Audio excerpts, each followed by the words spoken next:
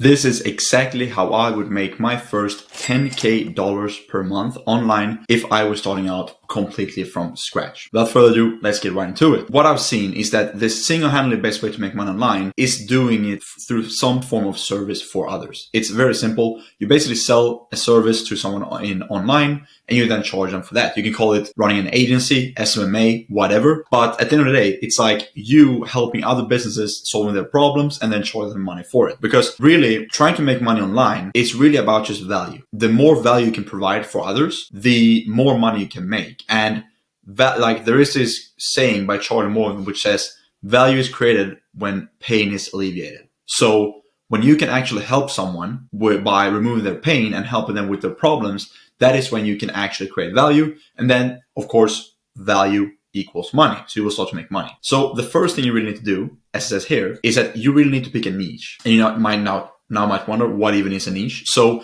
a niche is a specific type of people that are similar in some way. And let's say for agency or SMMA right now, a niche could be roofers, dental clinics, it could be electricians, it could be e-commerce brands, it can be whatever. But they need to be like a specific type of people. And you want to pick a niche with a big problem that you can help them solve. For most of these different niches out there, the biggest problem they have is that they want to make more money. They don't have enough clients, they don't have enough leads, whatever. And that's usually the easiest part. However, you can be very creative with this and create something completely different where you find a niche of specific people that have a very big problem and that no one is really solving for them. And that's usually where you can make the most money, when you are a little bit more creative with it and don't really go with what everybody else is doing. But also at the same time, sticking with something that is already proven, that others have done before you, is also a really good way to go, because if there are others in that niche doing well, that means that you actually have the chance as well. What I would recommend, just do some research. Like, first of all, think about niches that you have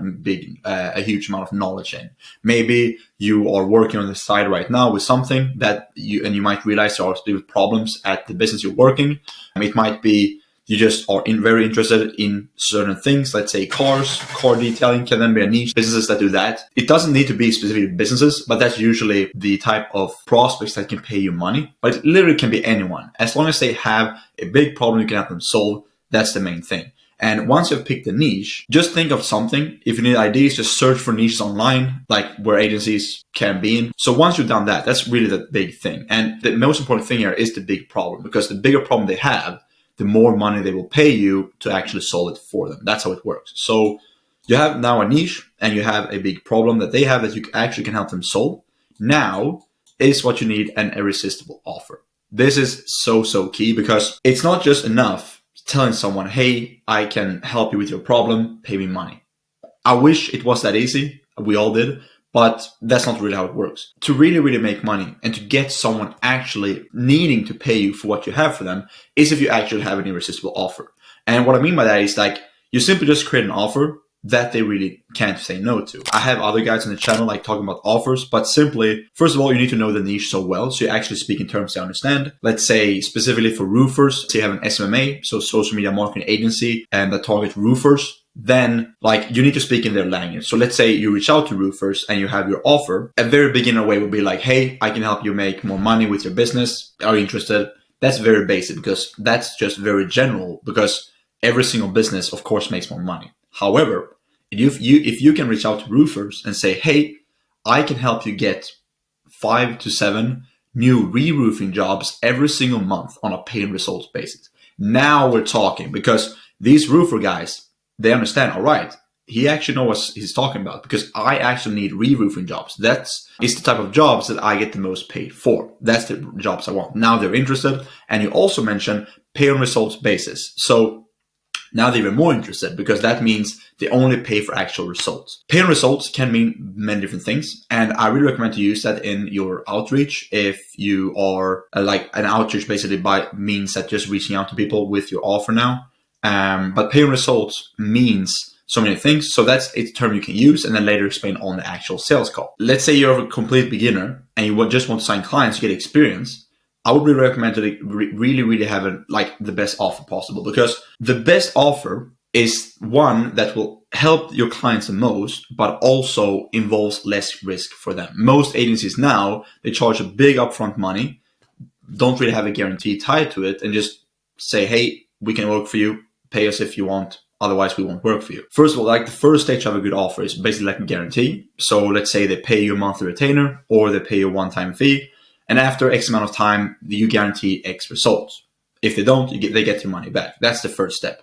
After that, we have pay per result, which can mean like pay per lead or pay per appointment, which means that they only pay you for the, let's say the leads or the appointments you actually book for them. Now it's even less risky because they don't really need to pay that much money up front. And they also only pay when you get the appointments for them. And then basically the best possible way, which is the best for your clients, is have a pay per close or pay per sale. They only pay you a certain amount of money for after every single close you do. That's basically zero risk involved for them. Of course, you as an agency or business owner or whatever you want to do, like as a freelancer, you of course want to make the most money and you want to make that fast. It's sort of like you need to have a balance between this. If you're starting out, it's completely fine to have the pay per close because in the beginning, you might just want experience, really need to get better at what you do. So that's totally fine. But long term, I really recommend that you at least try to make some form of other offer where you get paid more upfront and actually have to rely less on the client. Because if you have a pay per close model, you actually have to rely on the client to actually close the deals. Otherwise, you're not getting paid. So that's that about the offer. Now, all right, you have the offer, you worked around that. Let's move on. Third thing, attention. Again, very important. So what do I really mean by attention?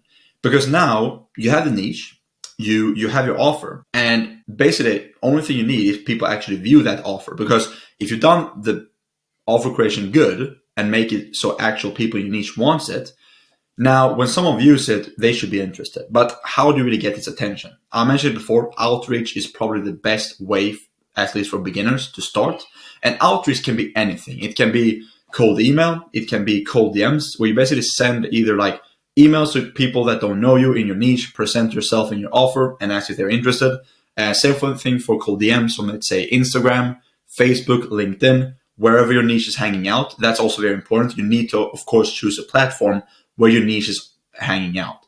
Cold calling is probably really the best one as a beginner because it's the cheapest, it's the most efficient, doesn't really take that long to set up. You can start booking appointments from day one. Finding people in your niche, call them up, present the offer to them, ask them if you want to open a sales call so we can explain more. That's the first thing, like outreach. You also have inbound, which is simply where, let's say you're famous on social media, YouTube, whatever, and you get people that view your videos, show interest in your services through that way. That is the best form of attention. However, of course, not everyone has like a big following on YouTube or social media. So it can be a bit hard, but the longer term play should always be for everyone to get inbound leads because that's the best way.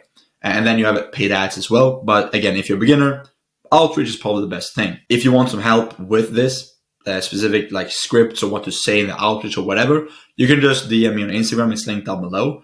Or just have a watch on my other videos. There's so many different videos where I show resources of exact scripts, cold calling script, cold calling software, cold DM script, whatever.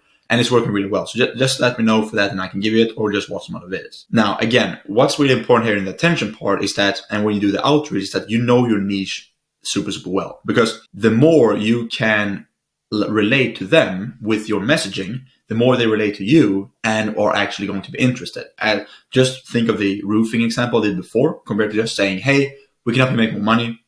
Say, hey, we can actually help you get more roofing jobs. That's a really good example. So try to know your niche so well that you can speak their language. Now, moving on, leverage. This is my favorite part. So leverage. Now, you might have heard it before by other people talk about leverage, but what simply is leverage? So let me explain. Leverage is simply, let's say you have an activity, it can be whatever, and you insert X amount. Let's say in this case, you put in 1 hour of work, you get out 4 hours of work out of that. That means that now you have 4 times leverage. That's what you want. Like you want something that multiplies the amount of input you do and multiplies that to output. And how do you really get that? So of course, in the beginning stage, if you are doing everything yourself, you can only do so much. So let's say you figured out, all right, cold calling works really well for my niche. I will do cold calling. If you're doing cold calling yourself, you don't really have that much leverage because like there's only so many cold calls you can do, and you actually need to sit there yourself making the phone calls every single day and book the appointments. Now, if you think a little bit longer and think, hey, all right, if I want to really scale this and book more appointments, let's say right now you make 100 dials and you book one appointment. So you have 1% appointment booking rate on average. That's all right. But how can you scale this? How can you get more appointments out of this? Because you can't cold call 24/7. Like there's just not enough time for you to do that. So what you can do is that you can now hire cold callers to do the cold calling for you. Because now, let's say you hire 5 cold callers, each making 100 dials each, compared to you only making 100 dials. You now have 500 dials being made for you without you putting in any effort at all, compared to you now in the past making 100 dials yourself, and that's also your input. So let's compare the scenarios. You have 100 dials by you, 100 dials out. So you have the same input as output, not very much leverage there. Compared to the second scenario where you have cold callers, you have 0 dials made because now your cold caller is doing it for you, and you now get 500 dials out. That's really good leverage because you're not doing anything and you're still getting those 500 dials made. Now you might wonder, all right, sounds good, but Alexander, how do I hire these people? How do I pay these people? Like, people need money, of course, to work for me. That's very true and a good point. But don't worry. What you can do is that you can hire people on a commission basis or on a pay-per-result basis. So if you're starting out, my main tip would be, because of course you might not have that much money to invest. You might not have the money to pay cold callers to work for you. And that's okay, because you can find people and hire them on a commission basis, meaning that you only pay them once you actually close a deal. If you book an appointment with like a sales call, you introduce your offer to someone, and which is booked by a cold caller.